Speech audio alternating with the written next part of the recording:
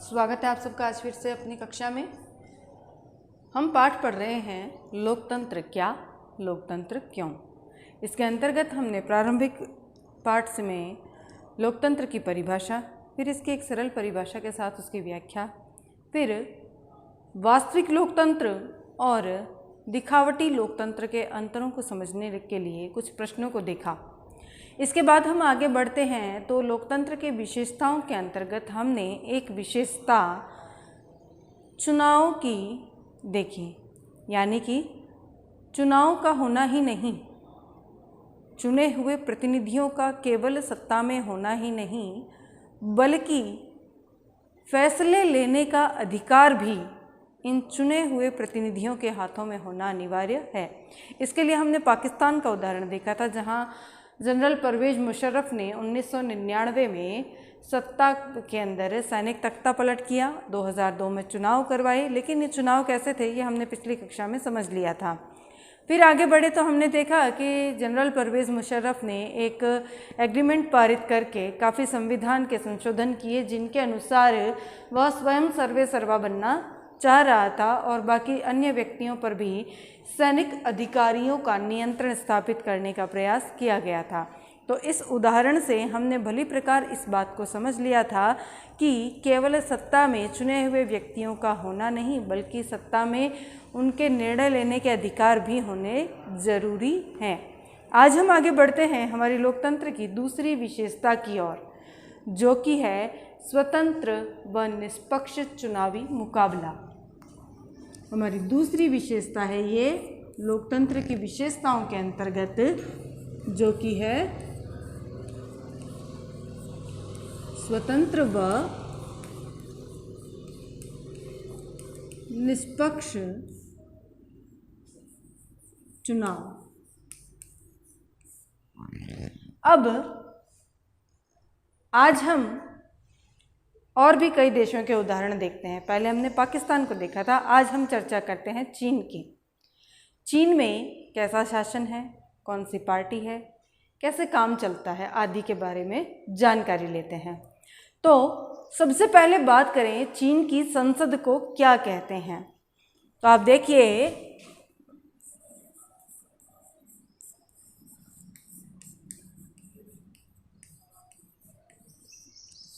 चीन की संसद का नाम, निश्चित रूप से यह हमें थोड़ा अटपटा लगेगा क्योंकि यह चाइनीज़ भाषा में है। क्वांगुओ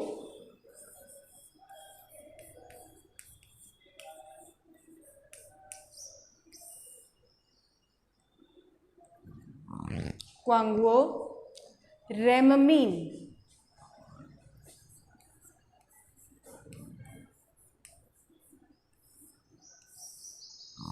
इतना सा नहीं है, थोड़ा और भी है ये, दाई बियाओ।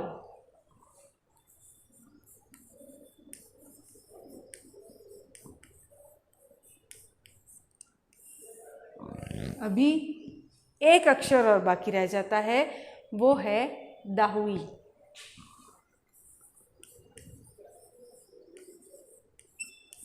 तो ये हुआ चीन की संसद का नाम। एक बार एक साथ पढ़ लेते हैं, क्वांगुओ रेममीन दाई बियाओ दाहुई।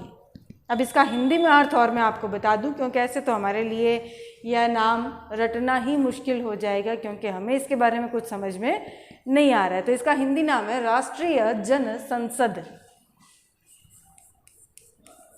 अब कहोगे लो, इतना सरल नाम और ये इतना गंदा सा ऊपर लिख दिया।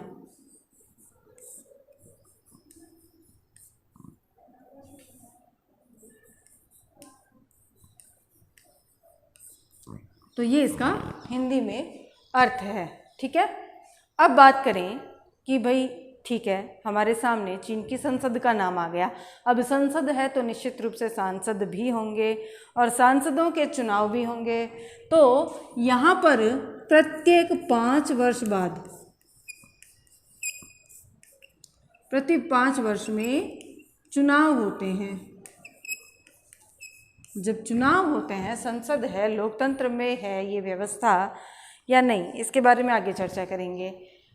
अब चुनाव तो होते हैं, लेकिन यहाँ पर एक चीज़ है, जो थोड़ी सी हमारे देश के लोकतंत्र से भिन्न है वो ये है कि यहाँ पर कम्युनिस्ट पार्टी की मंजूरी लेनी जरूरी है प्रत्येक सांसद को।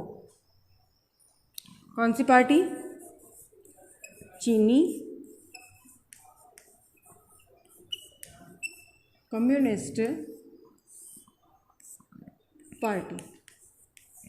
अब ये यहाँ पर कंट्रोवर्सी आती है। कैसे आती है कि अब तक हमने जितने चुनाव देखे उनमें क्या देखा है? भारत के चुनाव देखे निश्चित रूप से हमने कि भाई एक पार्टी होती है, पार्टी की सदस्यता ली, चुनाव लड़ लिया, चुनाव में अगर जीत गए तो संसद में पहुंच गए और अच्छी आपकी मेजोरिटी आ गई है पार्टी की तो आप कई अच्छे मंत्री पदों पर भी पहुंच जाते हैं। ये सारा सिस्टम तो हमने देख रखा है। लेकिन यहाँ पर जो चीनी संसद के अंदर सांसद आते हैं चुन करके, उन सब के लिए एक बात कंपलसरी है कि उनको चीनी कम्युनिस्ट पार्टी की सदस्यता लेनी ज़रूरी है। पहले वे चीनी कम्युनिस्ट पार्टी के सदस्य बनते हैं, यानी कि पार्टी हमेशा एक ही रहेगी, एकल सदस्य चुनाव होते हैं वहाँ पे, एक ही पार्टी है और एक ही पार्टी चुनाव में खड़ी होगी, अपने प्रतिनिधि खड़े करेगी। जिसको भी चुनाव लड़ना है उसको चीनी कम्युनिस्ट पार्टी की सदस्यता लेनी पड़ती है। अब इस पार्टी की सदस्यता लेने के बाद ही कोई व्यक्ति चुनाव लड़ सकता है, ठीक है ना।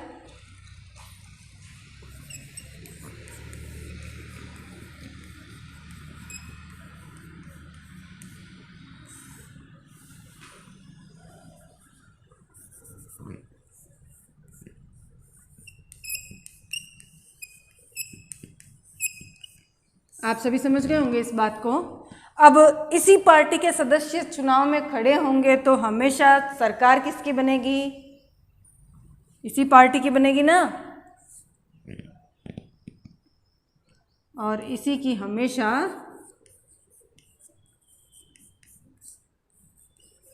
सरकार भी बनती है। इसी कम्युनिस्ट पार्टी की सरकार चीन में हमेशा बनती है। प्रत्येक 5 वर्ष से चुनाव होते हैं। चीन की संसद का नाम है क्वांगुओ रेममिन दाइबियाओ दाहुई। तो ये तो थी चीन की व्यवस्था। थोड़ा और देखते हैं, दुनिया के किसी और देश की भी चर्चा करते हैं। आगे बात करें तो हम चलते हैं मैक्सिको। मैक्सिको के अंदर भी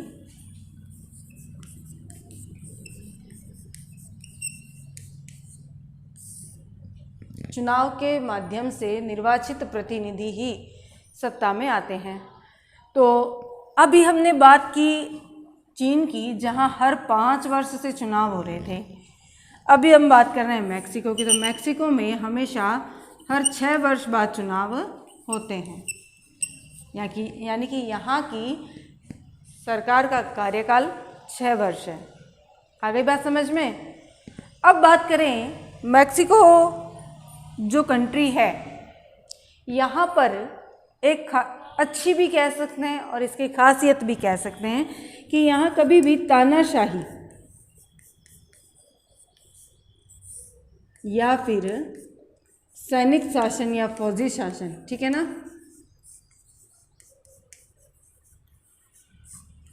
नहीं रहा, ठीक है ना। हमेशा से ही निर्वाचित ही सरकारें बनती आई है और इन निर्वाचित सरकारों के माध्यम से ही राजकाज चलता आया है। आगे बात करें मैक्सिको की,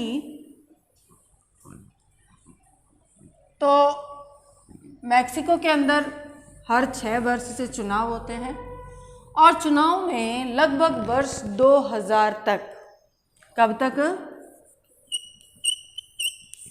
2000 तक एक ही पार्टी की सरकारें आई और वो थी PRI। कौन सी पार्टी है ये? PRI, जिसकी फुल फॉर्म है इंस्टीट्यूशनल रिवॉल्यूशनरी पार्टी। तो PRI का फुल फॉर्म है इंस्टीट्यूशनल रिवॉल्यूशनरी पार्टी। पूरा नाम एक बार नोट कर लीजिए आप।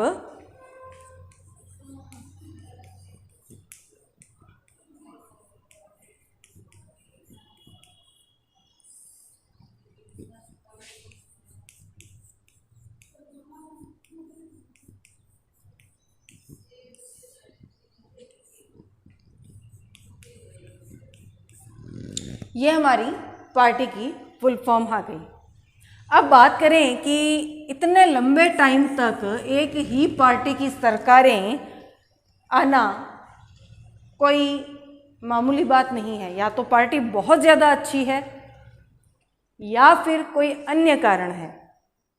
अब हम बात करें अन्य कारणों की, तो PRI जो पार्टी है यह हर वर्ष सत्ता में है और सत्ता में रहते हुए यह जब चुनाव करवाती है, चुनाव जब होते हैं तो चुनावों में सारे हथकंडे मैं इसलिए कह रही हूँ, साम दाम दंड भेद, चुनाव में सारे हथकंडे अपनाने के लिए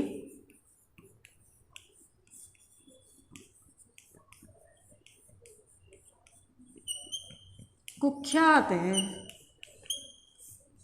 अब आपको कुख्यात का अर्थ बताने की आवश्यकता मेरे हिसाब से नहीं होगी। 9वीं कक्षा में आप पढ़ते हैं, हिंदी में आपने विलोम शब्द पढ़ रखे हैं।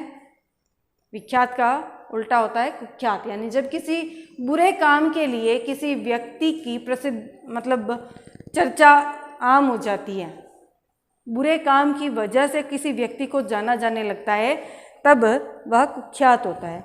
और ये जो PRI पार्टी है यह अपने चुनावी हथकंडों को अपनाने के लिए कुख्यात है। और यही शायद एक बड़ा कारण है कि वर्ष 2000 तक मैक्सिको में केवल PRI की पार्टी की ही सरकारें बनी। अब आगे चर्चा करें कि क्या क्या हथकंडे अपनाता है PRI।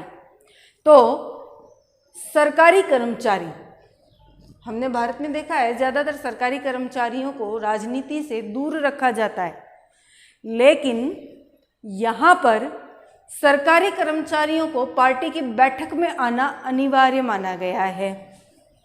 पहला हथकंडा तो क्या है?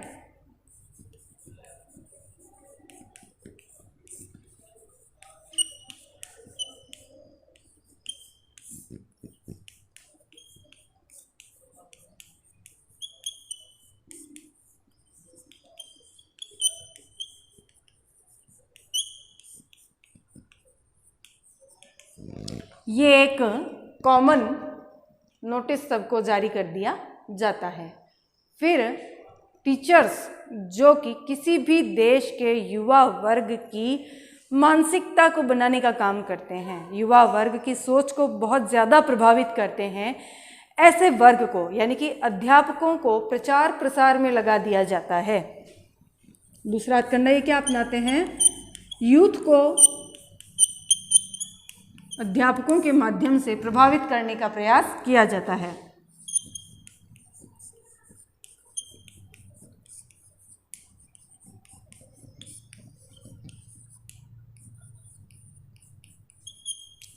यहाँ के टीचरों को ये तक कहा जाता है कि आप अपने स्टूडेंट्स के जो पेरेंट्स होते हैं उनको पार्टी को वोट करने के लिए भी आग्रह किया कीजिए। तो आप समझ सकते हैं कि किस हद तक अध्यापकों पर पार्टी का प्रचार प्रसार करने को लेकर के दबाव लगाया जाता है, दबाव बना रहता है, ठीक है ना। आगे बात करें इसके अलावा तो मीडिया की भूमिका भी यहाँ पर महत्वपूर्ण है। कैसे? देखिए, यहाँ की जो मीडिया है यह सरकार के पक्ष में काम करती है। हम अगर समाचार पढ़ें तो कई बार जैसे कई एंकरों पर आपस में जब बहस होती है, डिबेट जब आप कभी देखने बैठें तो देखिएगा कि कई एंकरों पर इस प्रकार का आरोप लगाया जाता है कि आप कांग्रेस समर्थक हैं, आप बीजेपी समर्थक हैं, वगैरह वगैरह, यानी किसी पार्टी विशेष से उनका नाम जोड़ करके उनको अपमानित किया जाता है। जबकि एक मीडिया कर्मी जो होता है वह हमेशा निष्पक्ष कार्य करने के लिए जाना जाता है।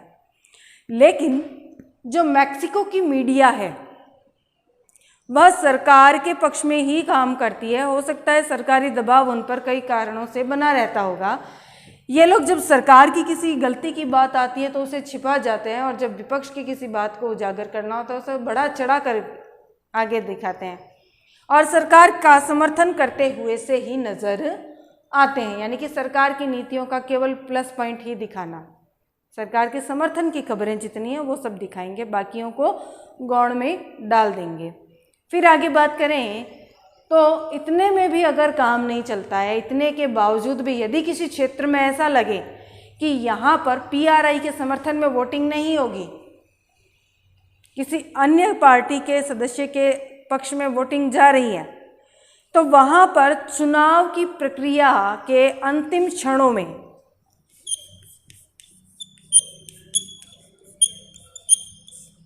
अंतिम क्षणों से मेरा मतलब हो गया पहले से सूचना नहीं देंगे, जस्ट वोटिंग से थोड़ी सी देर पहले बताएंगे कि आपकी वोटिंग जो है इस बूथ पर ना होकर के अन्यत्र होगी, मतदान केंद्रों को बदल देना।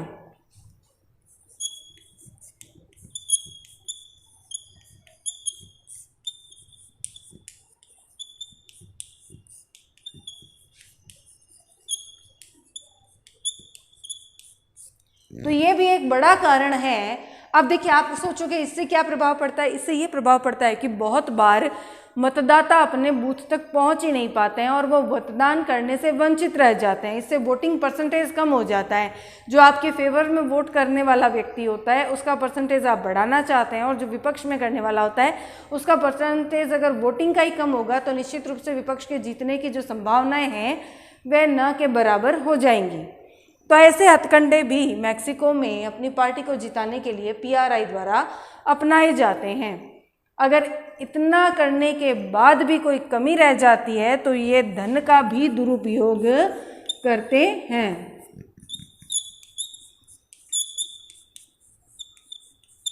अपव्यय इसलिए लिखा है कि भाई बेवजह के प्रचार प्रसार में, बेवजह की नीतियों को केवल प्रचारित करने के लिए ये धन बल का प्रयोग करते हैं। कई बार मतदाताओं को रिश्वत के तौर पर भी, उनके वोट खरीदने के लिए भी धन का प्रयोग किया जाता है। तो इस प्रकार से आज हमने दो देशों की चुनाव व्यवस्था को देखा, पहली चीन की और दूसरी मैक्सिको की। चीन के अंदर एक ही पार्टी है और मैक्सिको के अंदर पार्टियां तो है लेकिन जीतती एक ही है। क्या दोनों की परिस्थितियां एक समान है? नहीं, कुछ अंतर तो दोनों में है। और इस अंतर को हम अच्छी तरह से देखें और निष्कर्ष निकालने का प्रयास करें तो हमारा निष्कर्ष निकलता है कि चीन के अंदर विकल्प ही उपलब्ध नहीं है। निष्कर्ष क्या है अपना? कि चीन में सत्ता के लिए एक ही पार्टी है और उसी की सदस्यता लेकर सबको चुनाव लड़ना है। तो विकल्प क्या है? नहीं है। ठीक है ना? चीन की कंडीशन क्या थी कि विकल्प नहीं है, एक ही पार्टी है, एक ही पार्टी के सदस्य है, एक ही विचारधारा के सदस्य है, इन्हीं में से आपको अपने नेता बनाने पड़ेंगे, कंपल्सेशन। और मैक्सिको की बात की जाए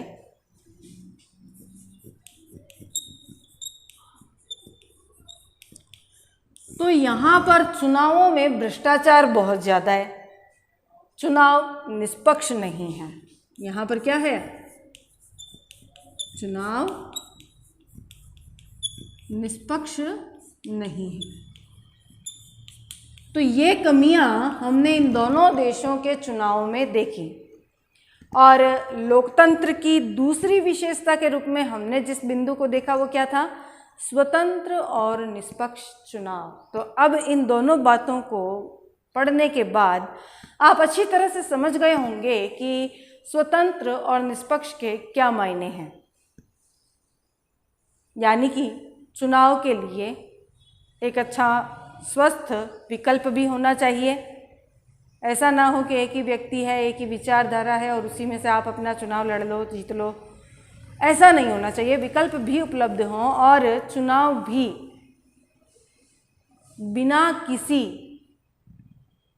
पक्षपात के करवाए जाएं। प्रत्येक वर्ग को बराबर अपनी बात जनता तक पहुंचाने और मत प्राप्त करने का अधिकार मिलना चाहिए। तो इस बात को हम सरल शब्दों में समझें तो हमारा निष्कर्ष ये निकलता है कि लोकतंत्र निष्पक्ष और स्वतंत्र चुनाव पर आधारित होना चाहिए ताकि जीत हार, कोई भी पक्ष जीते या हारे, दोनों के लिए अवसरों की समानता रहे।